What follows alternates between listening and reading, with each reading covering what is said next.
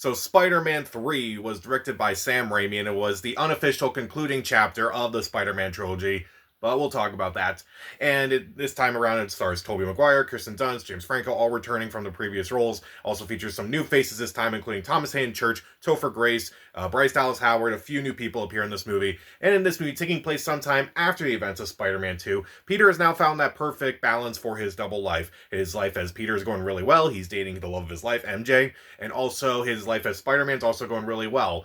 It seems like nothing can go wrong, except the fact that a couple new villains are coming out there. Harry's getting his revenge on Peter after all the build-up from the last two movies. Sandman is coming into the picture, played by Thomas Hayden Church, and he might have a connection to Peter that Peter didn't realize. And another villain, played by Topher Grace, which was kind of unnecessary, but we'll talk about all of this. So Spider-Man 3, I remember the hype for this movie was just insane. It was crazy. The trailer for this movie appeared like a year in advance because the hype for this movie was just that crazy. And if you look back at a lot of the posters like I did, Spider-Man 3, it only has the number 3 on the poster. Like, they kind of know, let people know the full title of this movie, so it's like, why bother? So I thought that was kind of cool. It's like, everyone's so excited for this movie that they don't even show the full title of the movie on the poster. So that I thought was really cool. And I remember watching this movie when it came out back in 2007, thinking, that was pretty cool, that was pretty fun. But obviously, in the years since, some people have said some things about this movie, and here's what I'll say. I don't think this movie is horrible. I don't think this movie is terrible by any means. I think this movie is alright. Like, there are some really good moments in this movie, but there are definitely some terrible moments in this movie. And if you told me that this was the concluding chapter of the Spider-Man trilogy at the time, I would say you're crazy. I would have said you're nuts. Like, how is this even possible?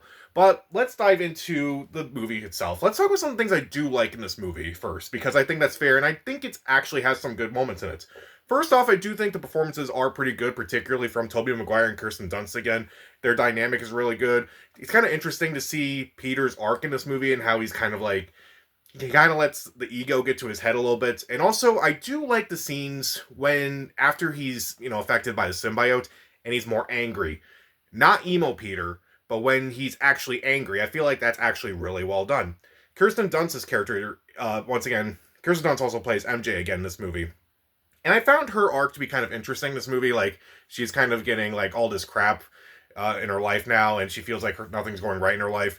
And it's kind of a reversal role for Peter and such, and it's like Peter doesn't really see that. I kind of found that interesting and kind of actually made her character a little bit more interesting than the first two movies. I will say that, yeah, they do basically make her the damsel in distress in the third act once again, but I still think it kind of works for what they were trying to go for. James Franco's also alright in the role as Harry again. I kind of like it more when he's, kind of being silly in this movie, sometimes unintentionally, sometimes intentionally. Also, Thomas Hayden Church, among the new cast members of this movie, I think he stands out the most as Flint Marko. You definitely sympathize with his character, you do understand where he's coming from, and he's kind of falls more in line with the whole tragic villain arcs of these movies, at least. Like, obviously, Doc Ock in the last movie had a very tragic arc, and also, in a sense, both Green Goblins had tragic arcs in themselves. I felt like this movie definitely felt like it was going back to what that made the first two movies work. There are definitely some really good sequences in this movie. Sandman's first appearance alone, wow, that is stellar. The fact that there's no dialogue in the scene. It's just him kind of realizing what's going on and him adjusting to now being partially sand. It's a really powerful scene, and definitely a really great scene in a movie that's otherwise not so great. There were definitely some fights I thought were really cool, like the fights between Spider-Man and Sandman were really cool, like the one on the train when Spider-Man thinks he, killed Sandman and such. That was a pretty cool fight. Also, the big fight in the finale where it's like Spider-Man and Harry versus Venom and Sandman. Still a fun fight overall. Also, the crane sequence in this movie was also pretty cool to see. Also, there were some other moments in this movie that I thought actually worked. The church scene I also thought was really good when Peter realizes, oh man, this whole thing definitely doesn't... The whole Black Student Spider-Man thing is destroying my life. And the church bell scene when he's ripping off the suit and such, and it goes on Eddie. I thought that was actually very well done. And also, Peter and Harry's second fight, I thought was much better. It definitely felt more intense, definitely felt more personal. Whereas it felt like in the first movie, it definitely, not in the first movie, but like in their first fight, where Peter doesn't have his Spidey sense during that moment, but he actually doesn't have his Spidey sense in this movie, which is actually kind of weird now I think about it. but that fight is just a little too chaotic, and I felt like they just used too much CGI in it. But I feel like their second fight is a lot more personal. It's a lot more intense. I definitely like some sequences. I do like some ideas that are in this movie and such. But let's talk about a lot of things in this movie that aren't particularly good. Mainly the fact that there's way too much going on in this movie. You just have to set up things from the second movie, like, okay, Peter and MJ are now dating. Oh, and Harry found out about Peter's secret identity as well, and how Harry is dealing with that. Oh, Harry's gonna be the new Green Goblin. Okay, that could be just an easy setup. Oh no, you have all this stuff with Sandman. Oh, he ties into Peter's backstory as like, oh, he was the guy who actually killed Uncle Ben and not the other guy from the first movie. Oh, but wait, you have Peter and MJ dealing with some relationship drama, and you have Bryce Dallas Howard as Gwen Stacy come in for no reason. Yeah, it's really ridiculous. Also, you throw in Venom in this movie. Eddie is just kind of pointless in this entire movie. I get like how they kind of made it work and such, but it just still feels incredibly pointless to me. There is way too much going on in this movie, and this movie was about 15 minutes longer than the previous Spider-Man movies. So, yeah, 15 minutes of extra stuff that we really did not need. Also, did not like any of the new additions other than Sandman. Gwen Stacy again. No reason to be in this movie whatsoever other than to just give Peter and MJ more drama to their relationship, but there was already enough drama with Harry and such. I don't get it. Captain Stacy, wasted in this movie. I think you could have just cut them out entirely from this movie and it wouldn't have made a difference. Eddie Brock and Venom in this movie, you know, at first I thought it was cool, but yeah, you definitely did not need Venom in this movie whatsoever. Could have cut him out entirely, but oh well. But let's also talk about probably the most infamous scenes from this entire movie, and that is Emo Peter.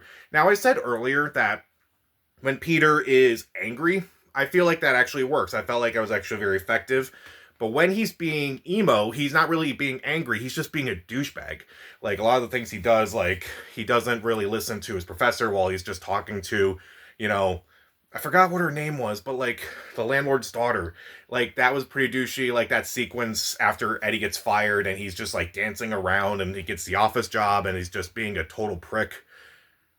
No, that's not what I expected from this movie. That is just too silly. That is too ridiculous. Not to mention the dance scene at the restaurant where MJ is working now. You're a dick, Peter. Like, you're a real dick in this movie, and I think you pushed it way too far in this movie. And also, there are a few moments in this movie where there were some plot inconsistencies that even I saw as a kid, and I'm like, well, maybe not kid. I was 13 when this came out. So, like, there are some moments in this movie that they still don't work, even back then. Like, okay, the Sandman sequence at the beginning. It still looks amazing, still looks really cool. But the scientists, they're like, there's a difference in the mass now. Should we check it out? And they're like, oh, it's probably just a bird. It will fly away. Just a bird. Just a bird. Bird. Human. I think there's a big difference between those two things. More than one, but still. None of them check it out, is what I'm trying to say. Like, it's just ridiculous to me.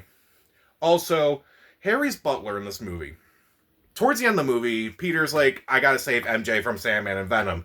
But he doesn't have anyone else to turn to, so he turns to Harry, who's saying, you know, screw you for everything that happened in these two movies and such. But then his butler comes in and he's like, you know, the night your father died, I cleaned his wound. You know, that would have been really good to say back in Spider-Man 1. Could have avoided a lot of things if you didn't say that earlier. If you said that earlier, it would have been much smoother. And also, Peter may be a little too dumb in this movie. Like, again, his ego's supposed to be a little bit bigger than it was in the first two movies and such, so I kind of get that, so maybe it just makes him dumb and such, but a lot of the things Peter does in this movie are really dumb. Like, the key to the city scene, yeah, it's kind of stupid that he's like, hey, why don't you kiss me? In front of my girlfriend, no less. Obviously he doesn't say that, but he might as well have said that because that was really dumb of him. And just, again, Gwen Stacy is just really pointless in this entire movie other than that. And some people are like, and then there's also the whole thing about Peter, MJ, and Harry in this movie where Harry basically goes to MJ and says, hey, if you want to see Peter alive, you gotta do something for me and such. Yeah, a lot of people were like, this doesn't really make sense. Why would she do this? It kind of makes sense to me, at least. Whereas, like, he's kind of being a jerk in this movie, and she's kind of also doing it to kind of save him in a way. It definitely, it doesn't entirely make sense, but I don't like get mad about it when I think about this movie. There are other scenes that I really hate, like, the dance scenes, the, dig on this, if you know what I mean. Pretty much everything with Emo Peter is really stupid. Like, I liked it when he was angry, but I hated it when he was douchey. And there's a difference between being angry and being douchey. It definitely didn't understand that. And looking back at this movie, so a lot of people know that Sam Raimi did not like this movie, and he kind of wanted to finish out the franchise with like 4 at least, and say this was a more fitting chapter, but he couldn't get it all together, and that's why they stopped making these movies and such and rebooted the whole franchise, which I'll talk about those movies next month. But it definitely felt like Sony just had to get their hands in there and just kind of say, why don't you throw in all these things, like throw in Venom because people really want to see Venom. Oh, why don't you throw in Gwen Stacy into this? And it just didn't work. It's like, I felt like he kind of did the bare minimum, whereas like in the other 2 movies, he went above and beyond. And so, also, I kind of have another theory about this movie where, so the first 2 Spider-Man movies came out in 2002 and 2004, which was like right around the time comic book movies were starting to get really popular and such. And then in 2005, a little movie called Batman Begins came out, which I reviewed that a few years back. And also, I talked about how much I really enjoyed that movie, and it was a game changer for the comic book industry, comic book movie industry, I should say. And then that kind of made people look at a lot of movies differently, not just comic book movies, but like, let's try to revamp these characters in a new, different angle, kind of like this movie did. And so I think a lot of people saw Spider-Man 3 and they were like, wait, is this movie supposed to be silly? I'm like, honestly, did you not watch the first 2 Spider-Man movies? The first 2 Spider-Man movies were kind of silly. And this movie definitely was silly. Maybe sillier than the other 2. But I blame it more on the fact that, Sony just had to kind of get their hands in there and just say, hey, let's do all this and let's just try to do something with it. And it's clear that Sam Raimi didn't want to do it entirely and he kind of wanted to do something else.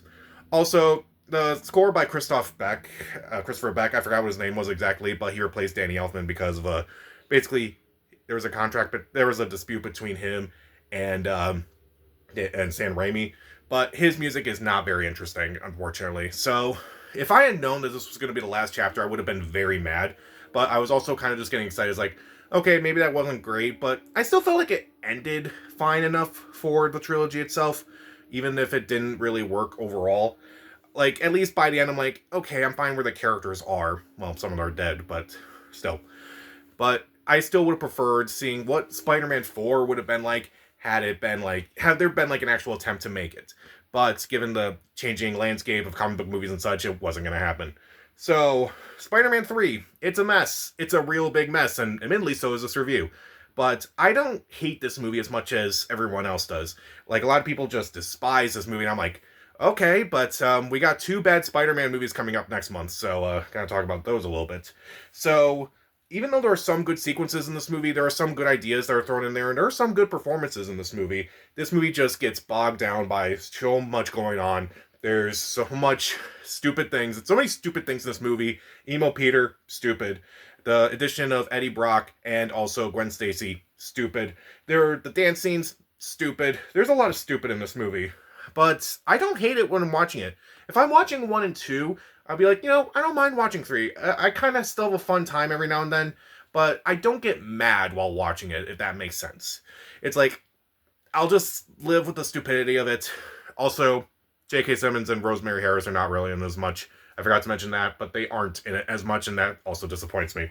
So, I definitely feel like this movie kind of did not work overall, but I can't say it's a bad Spider-Man movie, or even the worst Spider-Man movie I've seen, especially considering some of the other Spider-Man movies that came out afterwards, but we'll talk about those in a couple weeks. So, I'll give Spider-Man 3 2.5 out of 4 stars. Stream it. It's a movie that I don't mind watching, but I can definitely recognize there's a lot of dumb things in this movie, and I can't forgive them. So, who's your favorite Spider-Man villain? Can be from the comic books, can be from the movies, whoever. Comment down below, subscribe to the channel. This is Pat. Stay safe.